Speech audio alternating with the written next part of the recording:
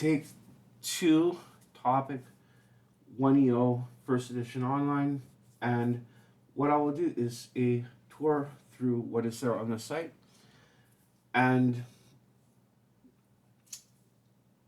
hopefully soon what I'll be able to do is I will be able to get back to doing screen sharing videos where I go in there and show you the best ways to navigate. It's pretty big. Hold on a moment. Show the desktop, and the folder has 32,379 files in 158 folders. It's currently titled 1.2021.4. That should actually be 1.2021.10. The reason for the 1 is first edition, and 2021 being the current year. And then the .4 means that hasn't been uploaded since April. Okay, so it's October now. That .4 should actually be .10. I'll do the next upload when the Rogues Gallery is finished, hopefully by the end of the month, but I don't think it's going to work out like that. I want to do a good job, and it's not easy to do the Rogues Gallery. What we can do here is hopefully take a look at what I'm working on these days. Go into my computer, and C drive, or actually let's go one up to 1.2021.4, and then it's in the RG folder. Okay, thought and care went into naming the files and the folders. I think one of the most important things that I've done is the overall architecture of the site. From day one, it was intended to be given away to people. So I don't know how to do that in the best way yet. I would like to get on to doing that within the next year. If it's giving a person, say, USB key and saying, "Hey, man, this is yours now. Do whatever you want with it." Just name it differently to keep the different versions separate, or I don't know, learning about torrenting files or something like that, or maybe there's a zip option that I can do on Bluehost. But that's really what I should be doing, is starting to get this into the hands of other people so that they can make their own versions that are more appropriate to their campaigns. Okay. In the meantime, this covers pretty much everything first edition.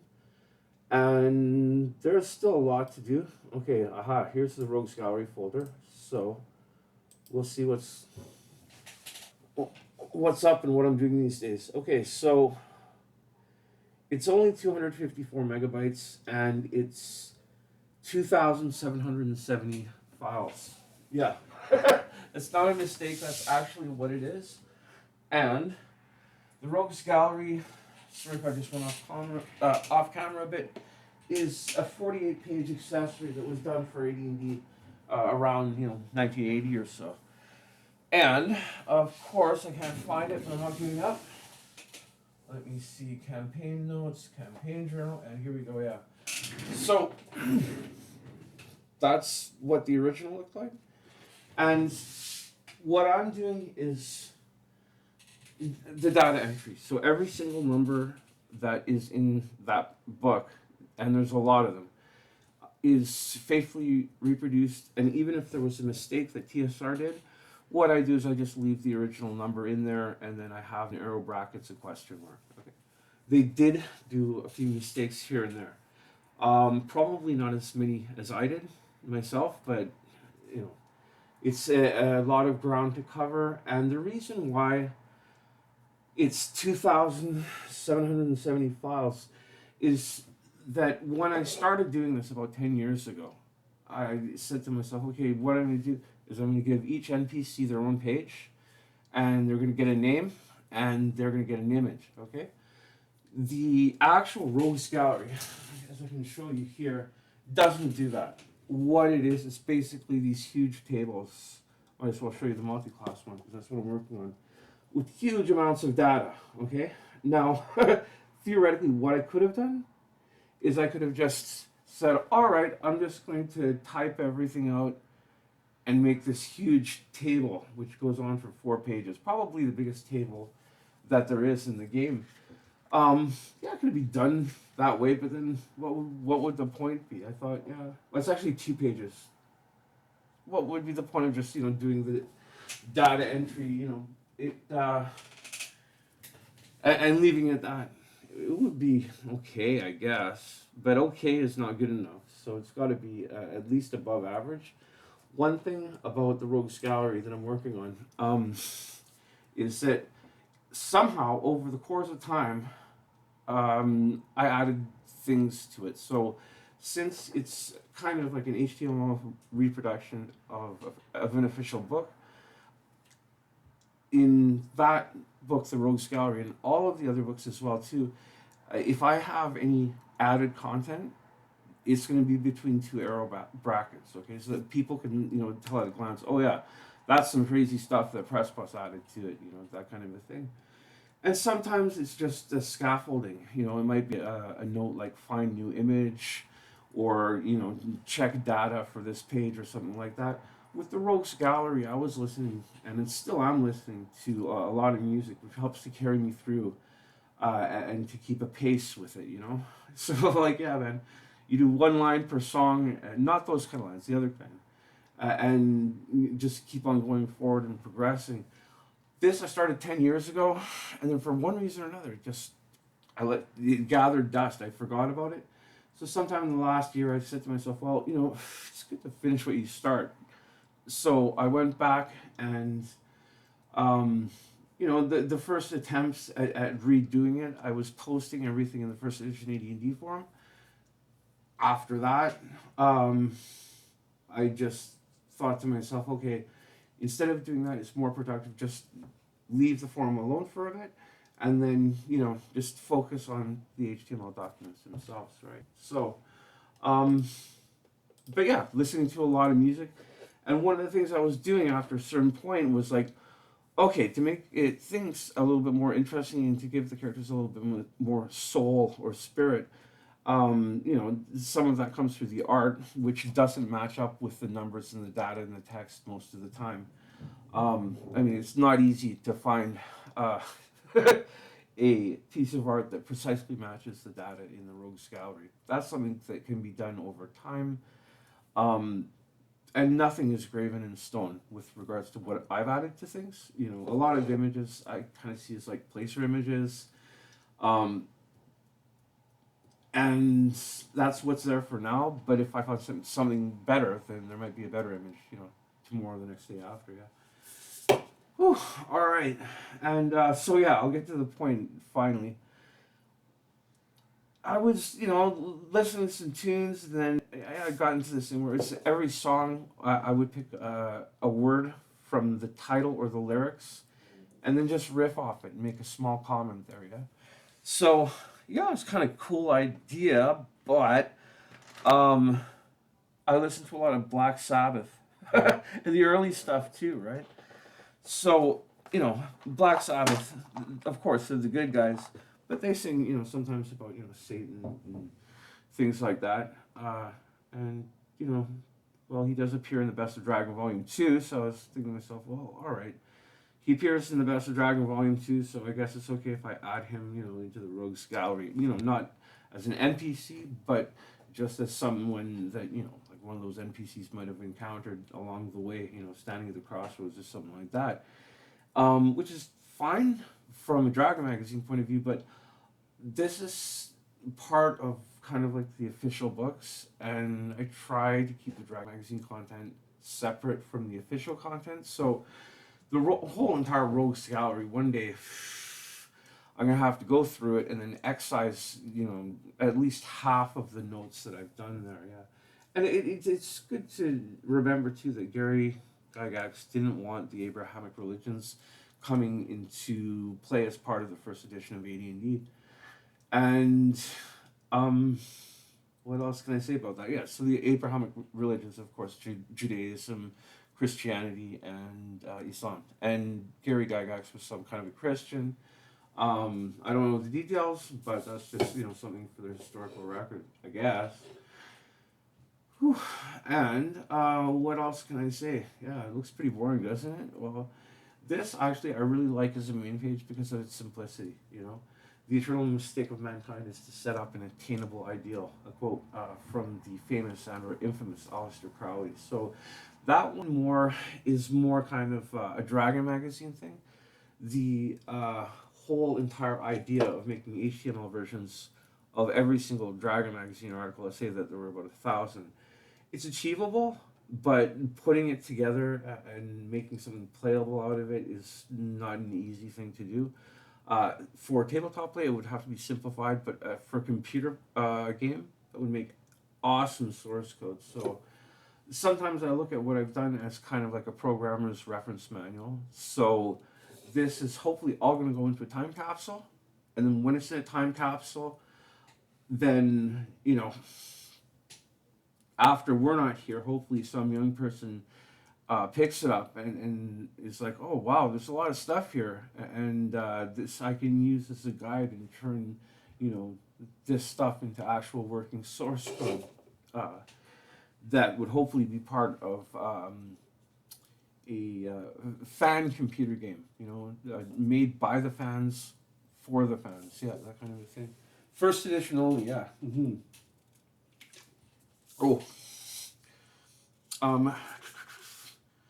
there you go. Yeah. Thank you to Rush, and I had to press pause on the Rush that I was listening to, and I got one can for each person in the band. So this one's for Geddy Lee, this one for Alex Lifeson, and this one for Neil Peart.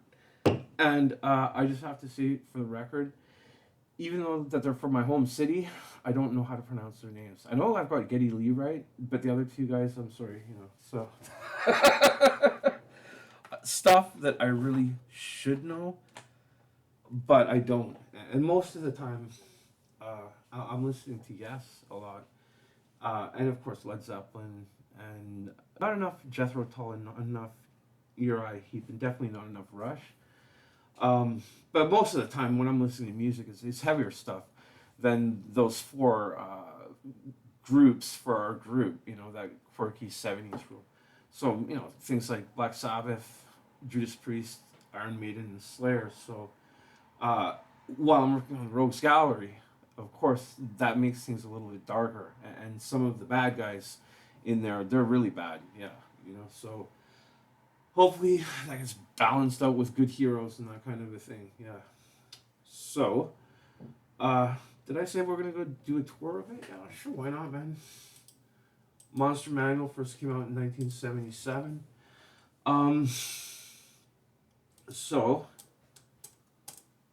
just give me a couple seconds to take a look at this. Okay. This is kind of an expanded list of the monsters in the Monster Manual, with the additional creatures coming from the original deities and demigods that had the 2 chapters that would later be excised by TSR. And here is a good example of how the Wineo site is an archive site. I don't make any money off it. Matter of fact, I lose a lot of money, making it. But that's actually, it's fine with me because I enjoy what I do, and sure, it costs a lot in time mostly, but money well spent. Here, this is really early.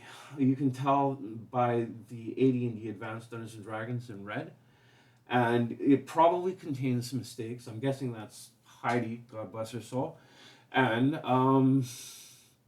that I don't recommend taking to a gaming table. Just take good care of it because it's going to be worth something to someone one day. Okay?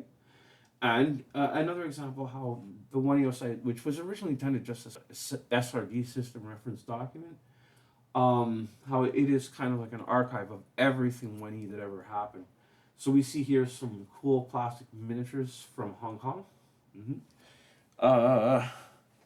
I'm just going to be back in a couple seconds, guys. I'm just going to pick up a smoke. I know it's a bad habit.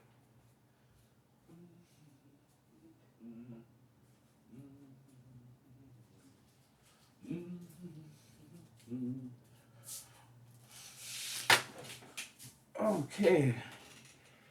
And with my luck, of course, I can't find the light. Well, I found some dice. Ah, here we go. So then there's a list here, monsters listed by alignment. That too is not part of the monster manual. Just something I decided to add in for, I don't know, one reason or another. I like making lists. That image there is from the Monstrous Compendium, and that's a second edition source. So for art, I would just gather art from everywhere and anywhere, with a certain rule of precedence, where first edition color art always takes precedence over anything else, right? So you might see some really hokey stuff from, say, the Dungeons and Dragons cartoon. Eric, the Cavalier, yeah, the dick, right? Yeah. Yeah, Eric is a dick. I don't like him. Yeah. He's not as bad as Scott, but that's a stupid, South Park joke. But you go back to the 19th century and earlier, and there's just these absolute amazing masterpieces of Arthurian art. For the Cavalier, for the Knight, that would be awesome and perfect. But unfortunately, this is an archive site, so instead of seeing some awesome 19th century Arthurian artwork on the Cavalier page, you guys get Eric. Yeah. Unfortunately, not Eric Hartman, who I think is a pretty cool guy. The other Eric the Cavalier. So, yeah. Don't forget all the toys and third-party stuff too, as well, right? Maybe sometimes an archive site is maybe not the greatest thing, but what can you do? It's important to include everything, from a historical perspective, right? These, that is from Dragon Magazine, I'm pretty sure, probably during the second edition era. Cool image, and I have here monsters listed by climate terrain. It's an unfinished project, and here, which is at the end of the monster manual page, of course, that fine, good-looking gentleman, sharp-dressed man, that's Gary Gygax. And that, I think that's his first wife. I don't know her name, maybe Mary or something. And then I wrote here, credit where credit is due. I've heard that she typed out the original 1977 Monster Manual, working from Gary's handwritten notes. And then this is another example of the arrow brackets. So if you see something in arrow brackets, it's something I added, right? And then the next note just asks the question, is that true? Okay. When dealing with the historical aspect of first edition AD&D, it's a good idea to double check and then triple check the facts. Every time I listen to one of those podcasts done by those old school people, the OSR people, I always hear about one or two mistakes that they make where they're a little bit off by maybe, say, 1, 2, 3 years here or there, or they get the wrong name for a book or something, or the wrong author. And I guess I could go in there and correct them every time, but that would just be so annoying to these guys when they have when there's a bigger picture to what they're trying to say. Maybe I should do that. I don't know, but I don't want to annoy people. Next book from 1978, Player's Handbook, and that there's our Mona Lisa. Time check, 18 minutes. Yeah, I should be able to go through the whole entire thing. An overview of it in 1 hour. Mm-hmm. Thank you to Rush. That's good beer. So here we have what I call a nav bar, navigation bar. I could have used frames for one reason or another. That didn't happen. The navigation of this site is one of its biggest problems and failings. So one thing to do, for me, it's easy to get around. But then, of course, I lived with it for more than 10 years. Get a bookmark done top left of whatever browser you're using. Yes, this is Netscape Composer 4.7, okay, from like the year 1997. If there was a web design program that was done in the 1980s, then I would be using that instead. Just, for an old school kind of feel to the whole entire thing. So This browser, it's not good for modern 2021 web pages. However, if you just want to, have fun making small web pages, it's still to this day a really good package that comes with the composer kind of thing. Okay, enough boring tech stuff. Yeah, bookmark top left, and then in the tutorial videos, I'll teach you how to hack the URLs. Okay, so that you can jump from one thing to another. The player's handbook. Okay, so this is a nav bar. These links hopefully all work. If they don't, then as soon as I become aware of it, now that I have, two computers set up, it's just an easy thing to fix. It takes me less than a minute to fix a broken link. Now, the order of things, I don't know if I'm going to keep. I was kind of obsessed with the tables and charts, so what I did is I put all of the tables and charts, linking to each and every single one, up there at the top. Okay, that might get moved down to the bottom later on. That there's the cover of the Player's Handbook re-release by Wizards of the Coast. I really don't have anything against them, especially the creative team. Now, some people, just so that you're aware of it, some people really have a very negative opinion of that company. And I always say, if you're using my site, if I can ask from you a favor, don't send me money because, I'm going to spend it on the whores, the whiskey, the gambling, and the guns, right? But yeah, if you could do me a favor, if you don't already have a player's handbook, pick up a physical player's handbook at the very least. And that's one of your options. You can go with the Wizards of the Coast reprints. The thing is that they are quite expensive, last I heard. But then again, I mean, hopefully the binding is good enough that they will last for a lifetime. And if you ever really, really get tired of it for one reason or another, it's very easy to sell off and get some money back for it. Yeah. Mm-hmm. The ideal would be to have an original cover player's handbook. I mean, Jeff Easley art ones, that's pretty cool. But the original one with the idol and the first few printings do have mistakes in them. The PDF that I bought, more than a decade ago when I was working up, this player's handbook thing, it had mistakes in it, so I had to go to Dragon Magazine where there was the errata article and then fix each and every single mistake. So everything that you see here, whether it is Monster Manual, Player's Handbook, Dungeon Master's Guide, or Unearthed Arcana, all mistakes have been corrected. Okay? Mm-hmm. And I guess that's just, one of the many potential aspects of fair use. All right? So another option that I can't really advocate because I don't know too much about it yet is print on demand. Okay? Yeah, you can get a player's handbook through eBay or through Wizards of the Coast or through vendors that do the POD thing. I'm guessing maybe Drive-Through RPG and the other one would be DM's Guild, I think. So I should try that out. My main concern is the quality of the binding. Okay, I'm sure that they're confident enough that what they will be selling will be a corrected version. Yeah. And what else can I say about it? It would be really cool to have like a spiral bound one, so that you could kind of have it as handier physical tool at the gaming table, that kind of thing. Mm-hmm. Time will tell. So, time check. 23 minutes, and I have to limit this to 1 hour. Hopefully, this is better than the 60 minutes thing that they did in the 80s for D&D and AD&D. Here is the table of contents. The table of contents, the Player's Handbook, Dungeon Master's Guide, and Unearthed Arcana, they're the same thing basically. It's the same structure, okay? Then here are the appendices. I don't know whose arm that is. Just to make a joke, I don't usually walk around with an axe, but okay, that was a really bad thing to say. He's probably a nice guy too. Well, I'd hope. Hey, how's it going, man? Check out my tattoo. And I've got my battle axe. Yeah, it's awesome, man.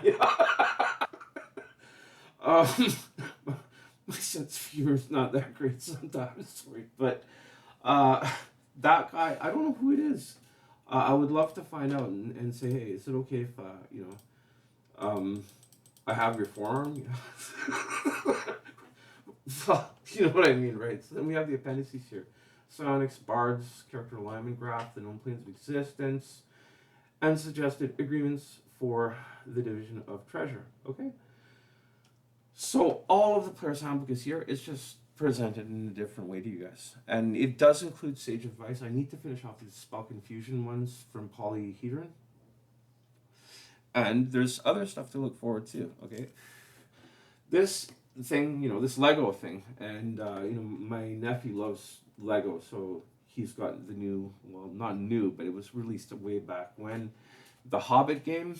This is the Lego version, right? So this is an example of how iconic that cover painting is, so that's a tribute to that. And then, so we got Lego, Eberron, and then we get to an interesting part of the site. At near the end of many pages, there are posts by Gary Gygax, and these are drawn from Dragon's Foot and EN World. Okay? Whew. And this one is dated to 1977. It says 1277, so December 1977. And that's Gary in his office, or should I say Mr. Gary Gygax, because I never met him in person. But we did bounce back and forth a few emails. And, archival photographs of any kind are usually a good thing, at least for this. And here are his posts. And there's a standard format that is used. This image, which is from, I think, Futurama, is just as a guideline for each of his posts. Maybe not a guideline, but an indicator that everything that follows after it is stuff that was actually written by Gary Gygax. Okay, hopefully this it is clear and well organized. Okay, and this one is a tribute. It's not the original wraparound cover. And here we have the Player's Handbook 2. Can you hear the rain? It's beautiful. I can only hear one car off there in the distance. I should do all my videos at night, I think. Yeah. Hold on. It's almost 4 a.m. Cool. So, Player's Handbook 2, same thing as Player's Handbook. I'd recommend that everyone out there go out there and buy yourself a Player's Handbook 2. They're kind of expensive on eBay. But yeah, the Player's Handbook 2 is like so much better than the original Player's Handbook 1. Yeah. So, yeah. Okay, maybe I should move on to the next book. All right, so the Monster Manual Player's Handbook, they were done, I don't know, man, sometime before the year 2008. And then for one reason or another, I just kind of walked away from the whole thing, and it gathered dust. And I'd done a little bit of the Dungeon Master's Guide at that point. And then one day in the year 2008, we got the sad news that Gary Gygax had died. And the way I see it is that, well, he did live a full life, and he also brought happiness and joy into the lives of millions of people. And that is an undisputed fact, Wow. I mean, that is quite an achievement if you think about it. Mm-hmm. And so then I picked up the project again, and I thought, well, maybe I could finish off this Dungeon Master's Guide as kind of a tribute to Gary. Still to this day, I'm not satisfied with the quality of what I've done. I think that there are some issues with the file structure, things like that. But overall, it's pretty functional, and I refer to it quite regularly. Mm-hmm. All right, so then we have the nav bar. Again, same thing with the tables and charts. For some reason, I wanted to have those up at the top. Okay, well, he does refer to the tables and charts as kind of like the skeleton of the game in terms of rules, structure, and game theory. Okay, cool. And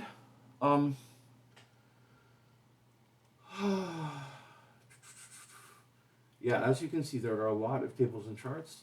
Here is where the table of contents begins, and again, it's the same table of contents that you're going to find in the Player's Handbook and Unearthed Arcana. Okay. And then we have the appendices, and then here's just sort of like a tribute thing. Never piss off the Dungeon Master. Well, I have a different philosophy on that. I mean, I don't think it's a good thing to, bring kind of like real world animosities into the game. You know, maybe I really can't stand player A, B, or C, but I'm not going to kill off their characters. You know, that kind of thing. It's not fair to them. Yeah. But yeah, maybe as general advice, yeah, you know, you don't want to get yourself hit by, you know, blue lightning bolts or attacked by an ethereal mummy, something that they should have in Monster Manual 3, but we're going to keep on going. In Monster Manual 3, I'll see if I can make it happen, okay? And here too is an image of Gary. It says here circa 1981, okay?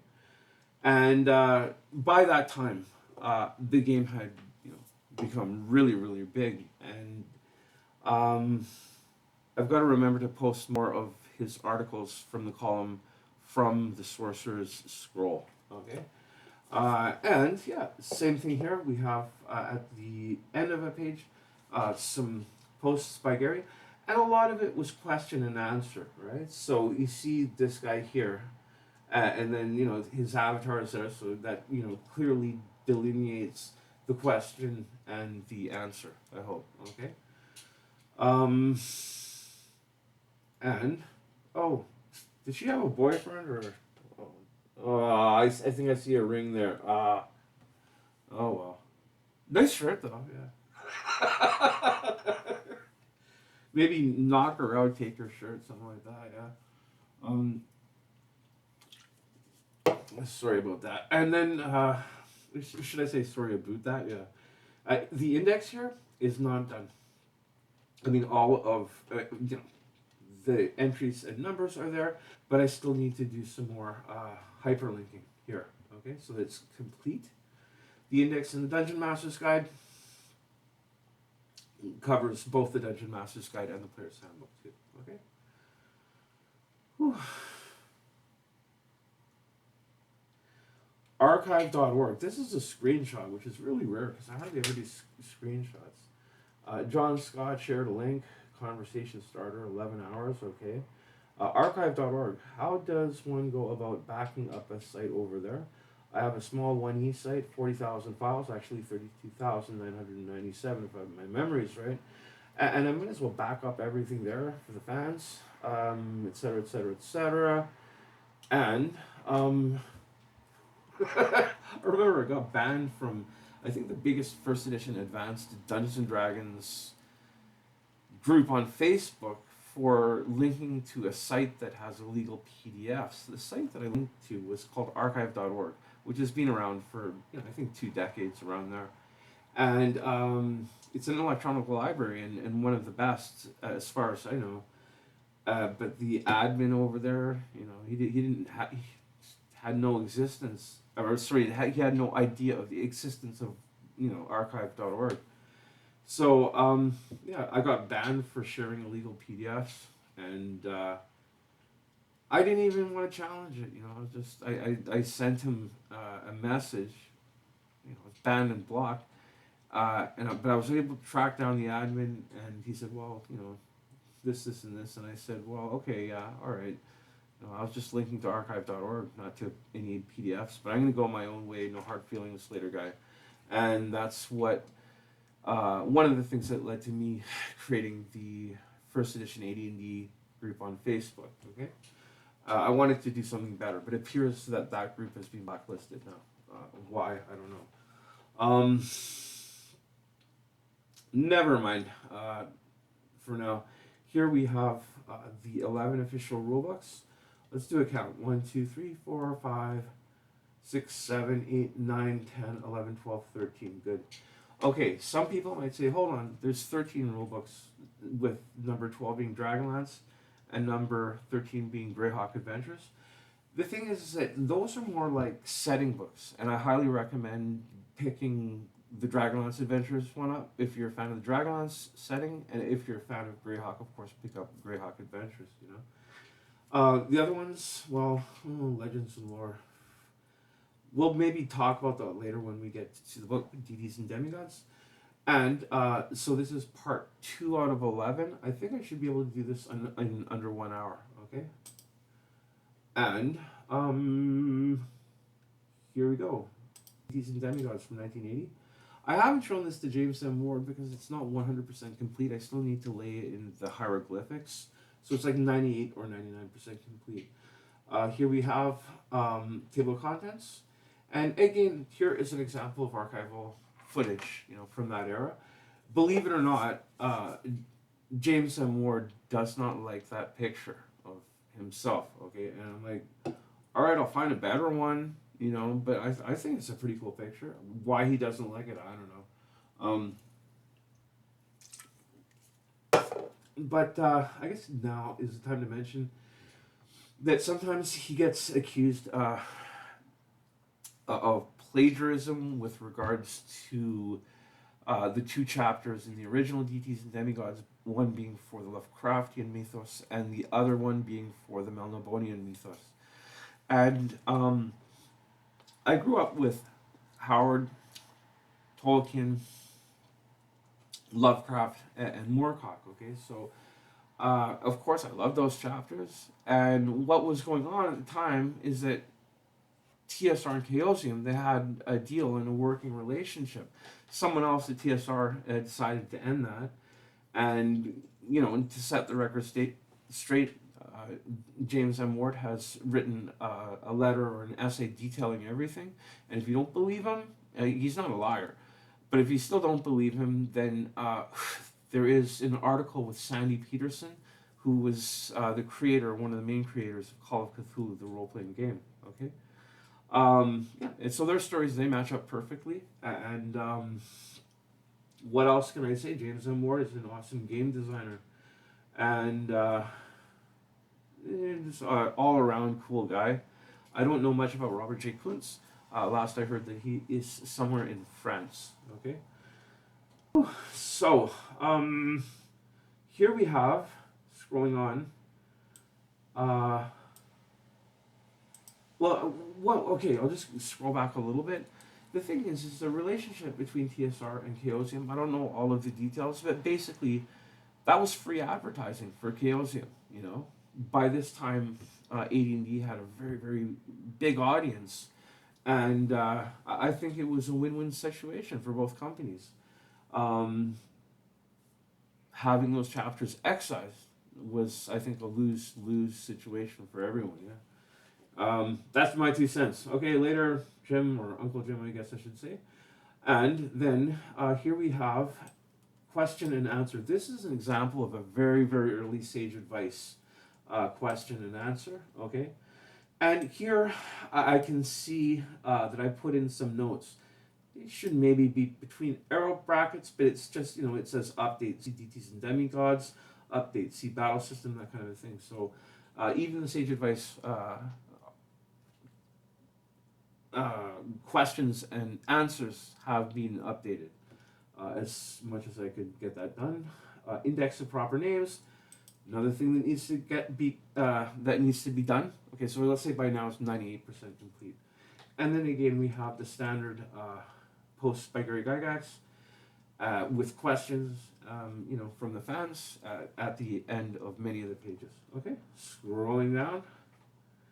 And it's a really fun read too. Where I got this. Jeebus Rice, okay, who's a demigod. And why include this? Well, because it's old school. I mean, they used the stat blocks, so I hope that not too many people are offended by that. And yeah, Legends and Lore, it was too bad that they actually,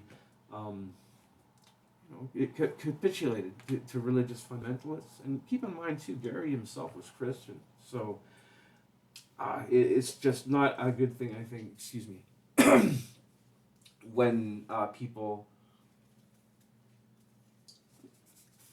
give in to the demands of religious fundamentalists, that kind of a thing. That's, my 2 cents. And, what's this? I see here a bunch of notes. Okay. Something about the dictionary of mythology, which I attempted to kind of like index it. 1,300 pages. I did about 408. Yeah, so these are just notes that I made. I'm not going to go into the detail of each note because of time constraints. All right. 39 minutes, and 7 books to go. Maybe I should pick up the pace a little bit. The core of the game would be the Monster Manual, Player's Handbook, and Dungeon Master's Guide.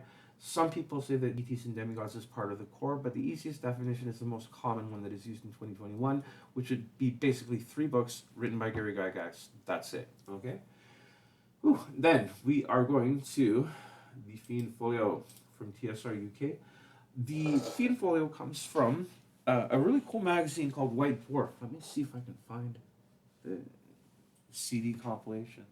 Ah, okay. So, this is the first 10 years of White Dwarf magazine. All right. There is an unofficial Fiend Folio 2 out there. And man, I got like dust all over my CD. No. Excuse me while I clean it. Yeah, this place is super dusty. So they had a column called Fiend Factory, I think it was. And this started in the AD&D days. Okay. And that's where many of the Fiend Folio monsters were drawn from. It didn't get a very good review in Dragon Magazine, but I thought that the Fiend Folio was very creative, to say the least. So the Fiend Folio 2 is just a PDF mashup. So some guy just did a cut and paste from the PDF, or should I say copy paste, that kind of thing. So, I mean, if I was actually to take a look at it and redo it, then what I would do is I would do it, you know, in the sense of transformative use, where I wouldn't change any of the original stuff, but I would just give the monsters the full stat block, you know, level XP values, and you know, hyperlinking, you name it, you know, that kind of a thing. Yeah.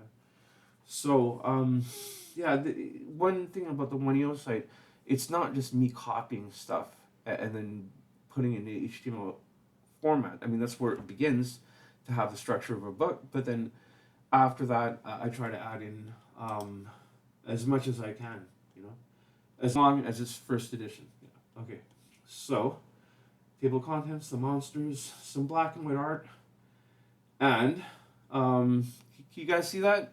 Yeah, Iron Maiden, Killers. You can't see the third panel. It's a 3-panel thing, but someone did kind of like a tribute to the cover of the Fiend Folio, but in an Iron Maiden kind of style. And I listen to them every day, along with, you know, Slayer, Judas Priest, and Black Sabbath. Mm-hmm. More posts by Gary. Wow. This is an image that went down for one reason or another. See if I can get it back. Not right now, because time limit, yeah. And some more black and white art. The original idea was to redo the whole entire first edition in color art. Now, as the years went by, it seems that some black and white art has found its way into the site, which is fine, you know. Not a big deal. But definitely there is a leaning towards color art, yeah. Mm-hmm.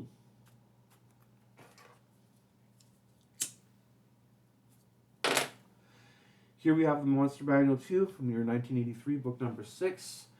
And that there picture of Gary is pretty cool. He looks pretty serious and focused. And here, if you can see it on his desk, I think you can, that's the Monster Manual 2, okay? The image that Jeff Easley did, I think that one got used for the Furbog, so it's still there, guys. Don't worry. You know, all of his art for first edition AD&D is somewhere, you know, on this site. And I could go on more and more about art, but there is a time limit that I'm working with at 44 minutes right now. So, calling all artists, we need help. And then here I have a listing of monsters from the 3 monster books that there was no art for, you know. What does a cerebral parasite look like when you put it under the microscope, that kind of a thing. And I don't know, well, I think, yeah, what this is referring to color art as well, too, at the same time. Yeah, so that's, again, all between arrow brackets, what I might call scaffolding in some cases, yeah. It was very important to keep a clear delineation between what my notes are and what the official stuff is. Okay? All right. Um, so we have a table of contents here, and then another, archival photo of Mr. Gary Gygax. That I'm pretty sure is somewhere in LA or somewhere in California where they had the Playboy Mansion. Um, there are people who have chronicled the history of Gary and TSR very well. I've heard Empire of Imagination is great. And there are other ones that I haven't mentioned that are probably very good as well too. So I should learn more about the business history of TSR. But honestly, guys, I'm more interested in what Gary was posting in the last few years of his life. I think that's more important than the history of TSR. But then again, I'm coming from a first edition fan's perspective. Yeah. Okay. So, woo. Onwards we go. All right. By 1985, TSR was in serious trouble. Gary Gygax had basically, as far as I understand it, he'd been exiled to the Playboy Mansion. Which actually, maybe being exiled is kind of fun. I should try it out one day. Never mind. So, TSR is in trouble. So Gary has to fly in from somewhere in California back home to Lake Geneva, and he's got to save the company. From what I've understood, and is that Unearthed Arcana was one of the ways that he did this. For how long? For a few years at least. Um, but then there was like a hostile takeover of the company, and et cetera, et cetera, et cetera.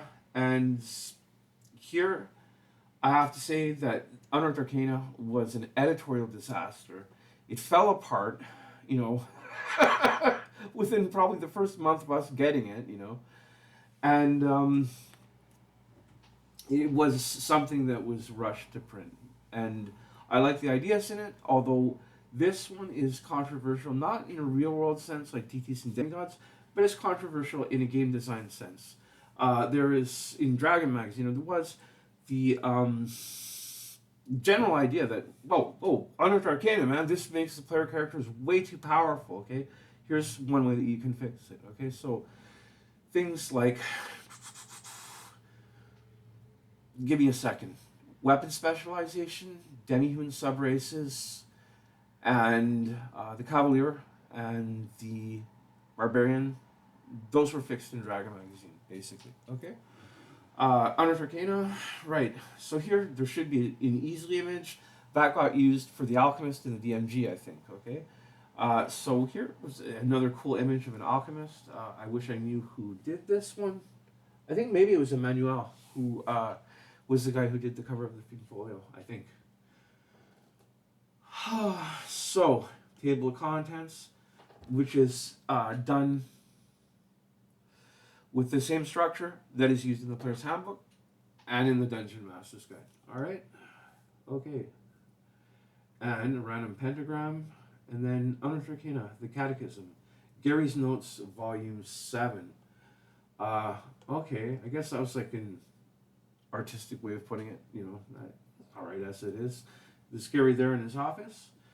Note his awesome, cool gold jacket. Wow, that's kind of cool. Must have been pretty heavy, but yeah. Gold is heavy metal, I've heard, yeah. So, here I might as well mention that in the last few years of Gary's life, from all that I've heard, he knew that he didn't have much time. And the doctor told him this. And he decided to give everything back to the fans, basically, by answering each and every single question that was posed to him on one of the forums, such as Dragonfoot and EN World, and also answering each and every single email, which is like a labor of legend, But I thought that was a pretty cool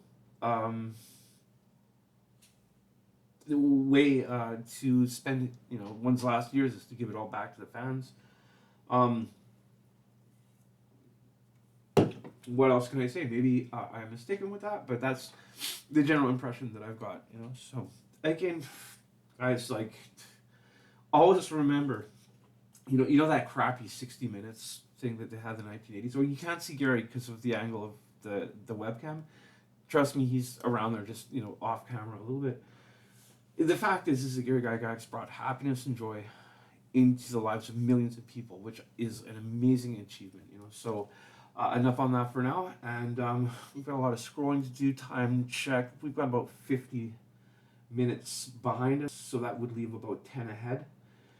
And yeah, as you can see, he posted a lot, hundreds, probably thousands of posts. They're all archived here if they were specific to first edition AD&D, and there is a Spellfire card there with Jeff Easley's image that just kind of got placed there as well too. Okay. Whew.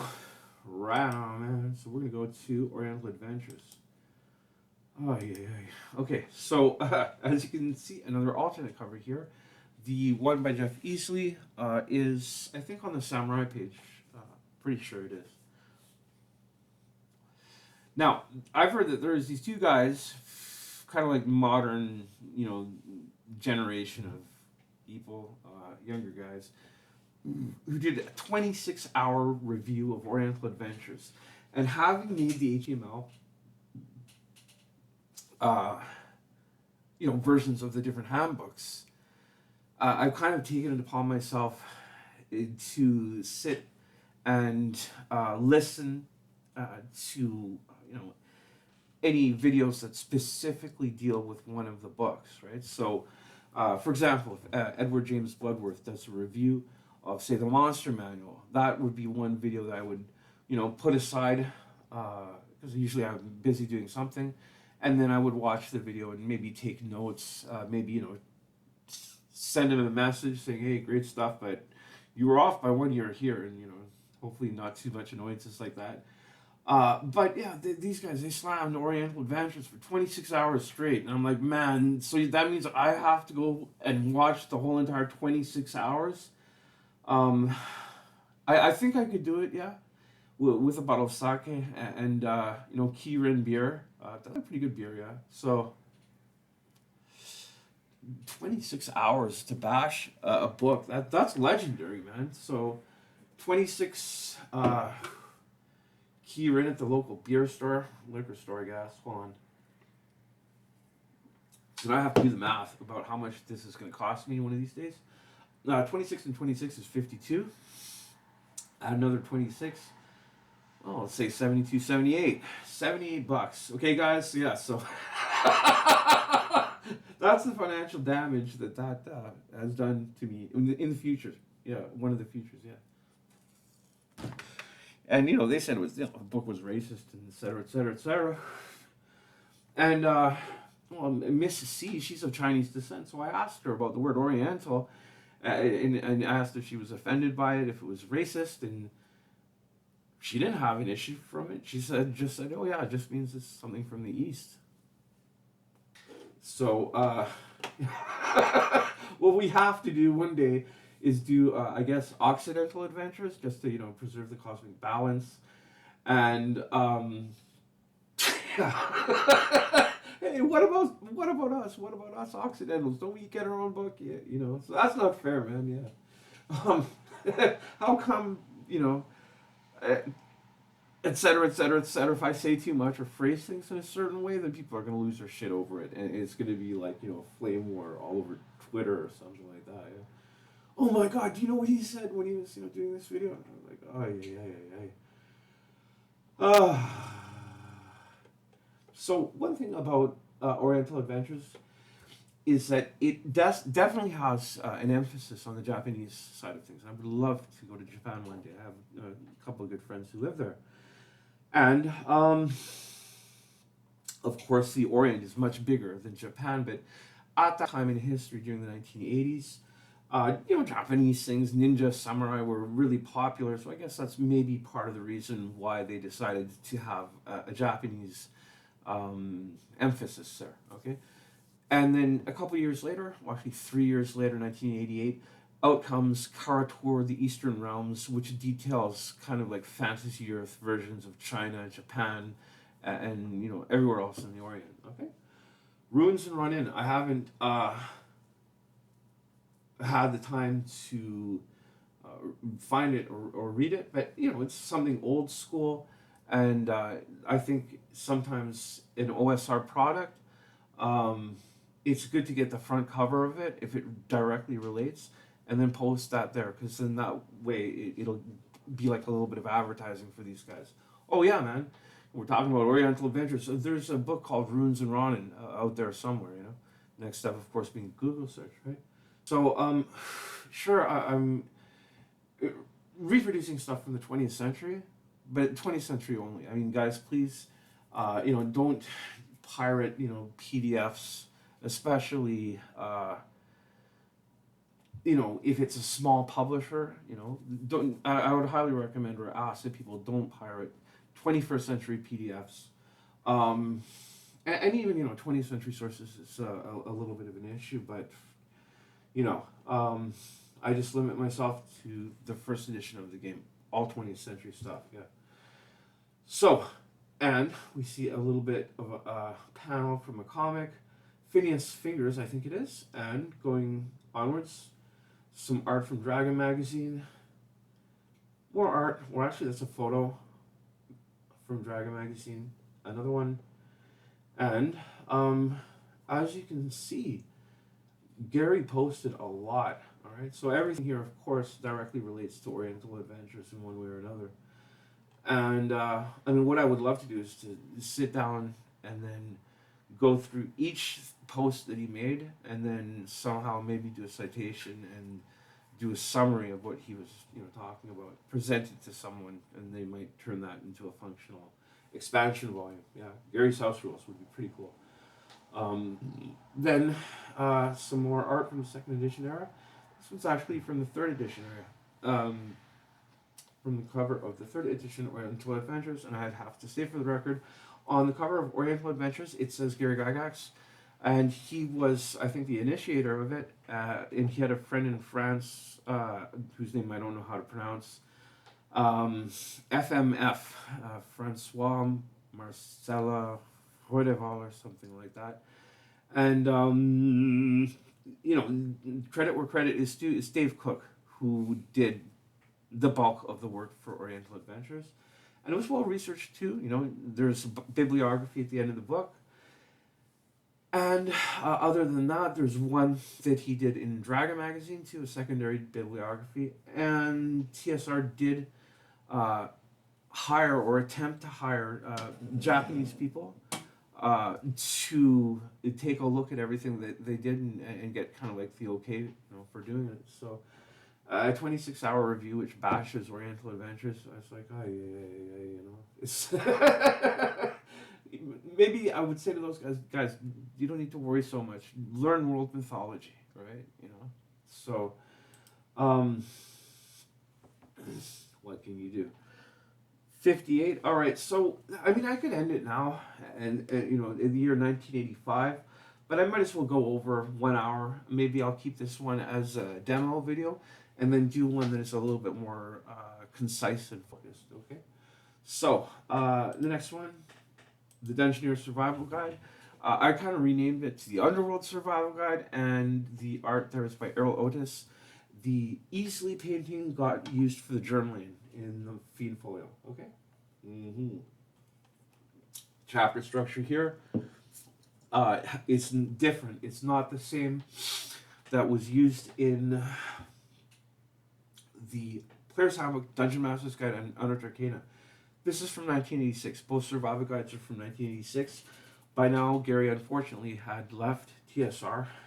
Wasn't there anymore, and I don't think he had a high opinion of either of these two books. Okay, to get the details, it will be in his posts. So then Lands of Deep Earth. But I had fun doing this. You know, I guess you could say that there's two generations of first edition AD&D. The first being kind of like the 70s, and then the other one being kind of like the 80s. All right, although it kind of overlaps in the early 80s.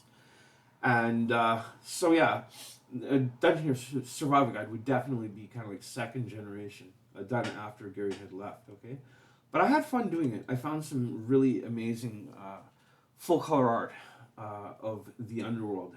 Okay, and here going through the index, and I can see here that I still need to go in there and work on the index.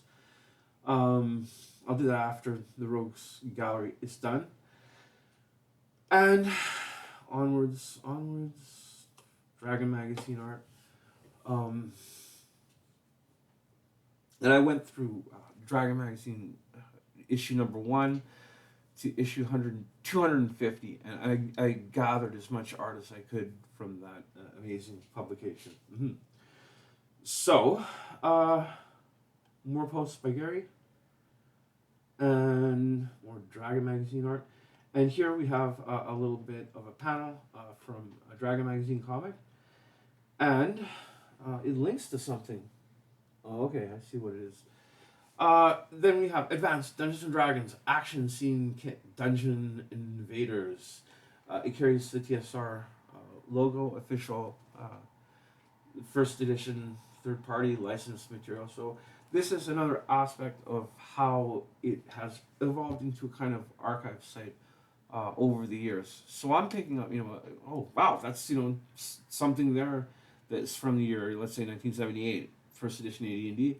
Boom, it'll get in the site automatically like that.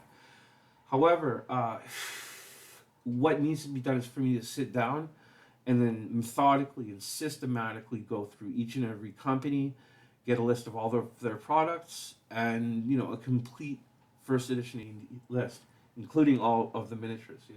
So, and hopefully, I'm talking about minifigs, Grenadier, Ralpartha, Citadel, and hopefully there are colored, painted versions of each and every single miniature out there somewhere, so that I can have the photo of it even included here somewhere on the site. Okay.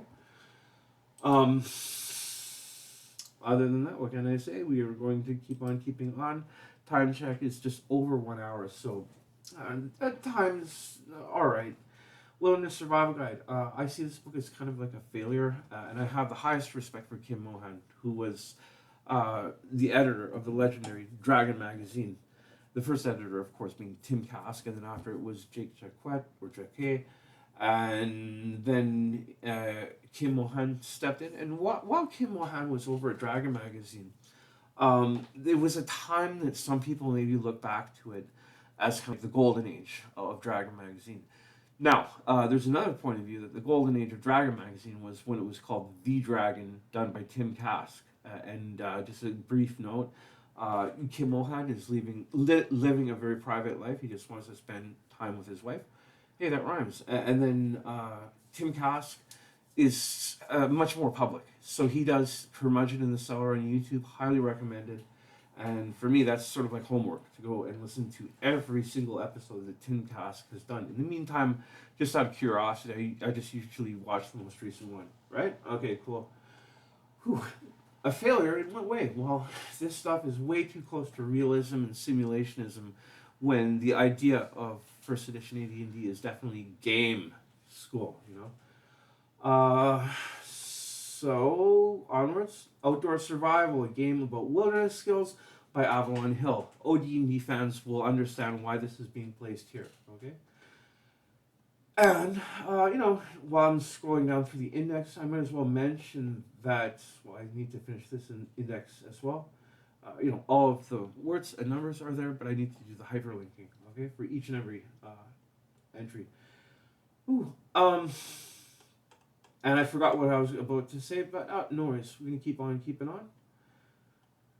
And I really tried to work with the WSG, Wilderness Survival Guide, and to not change what was there, but to present it in a different way. Okay, so as you can barely see, this is a table: Arctic, subarctic, temperate, subtropical, tropical, with color added in.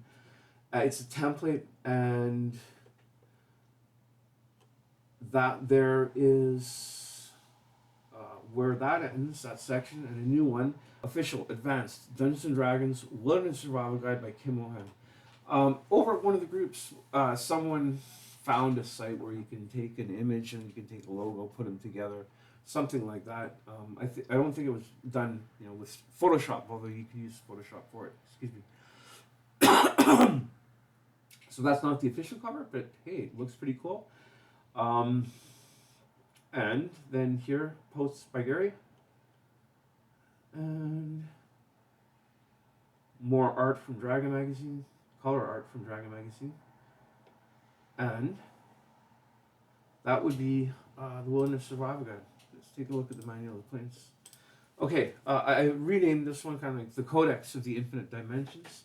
The word dimension is kind of like more archetypical than the word plane. If you're trying to explain the game to someone and you're saying, "Oh yeah, man, it's really cool because you can explore all these other different planes," well, the person might be going like, "Whoa, what are you talking about? You're talking about like 747s or 737s or the Led Zeppelin plane or the Iron Maiden plane?" And then the other guy would be like, well, "No, I'm talking about dimensions. You can go to other dimensions," and just like that, the other person knows exactly what you're talking about. Yeah. Okay, so the Codex of the Infinite Dimensions, and the spelling there is intentional. That there being the Lady of Pain. Okay. Um, so Planescape, I have the boxes here. The only one that I don't have is Hellbound, the one about the Blood War. I haven't gone through those boxes thoroughly yet. I should one of these days, and then maybe revisit this and see what I can add. Okay. Some Blood Wars cards there. Again, full color art. And I draw art from many different sources. I mean, sometimes I even resort to art from the card game Magic. Although I would rather see art like this replaced or not used maybe, and to use like just official first edition AD&D art and second edition, and then OD&D didn't have too much. OD&D had a naked woman lying on an altar, and then a couple of Egyptian deities. That was it for full color art. So anyway, first and second edition, they're pretty close. So that's why you might be seeing some second edition art here. Okay. Again, those cards. This one is Magic. This is Blood Wars. And what I seem to have been doing here is just breaking up the text so you don't see this huge wall of text when you're going through the index, which I still need to do the hyperlinking for. Okay. Spell index. Well, that's done on another page. That's the original art by Jeff Heasley. Okay. And we have a tribute to it, kind of like a Simpsons manual of the planes. Okay. Or should I say Codex of the Infinite Dimensions. And here are the posts by Gary. And I'm checking the time. It's actually not so bad.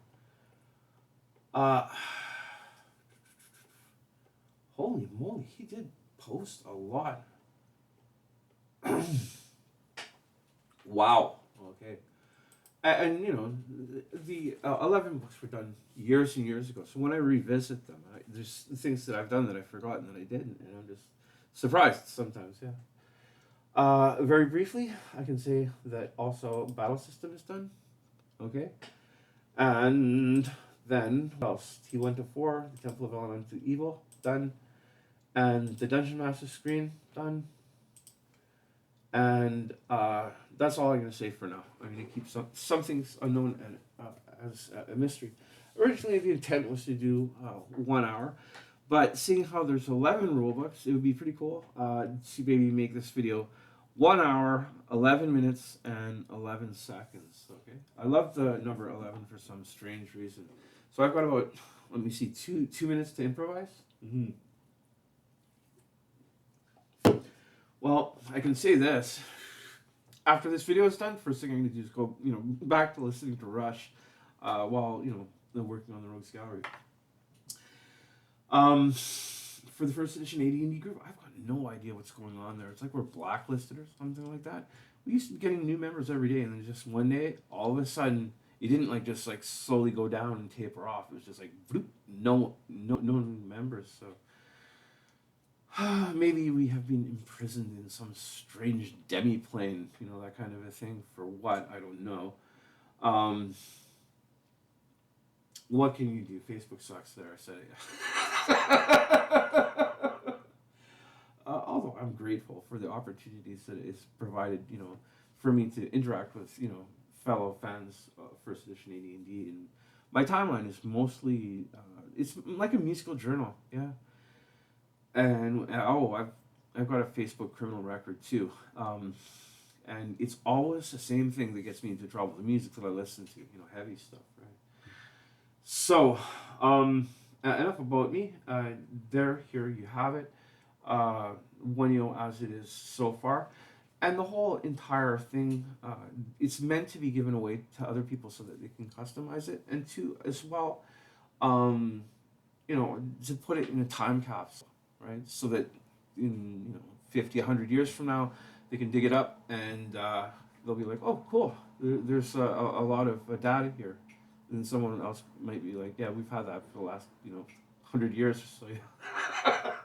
But anyway, time waits for no man, and I have to go right now. I've got 2 seconds. Later, guys. 1-1-1.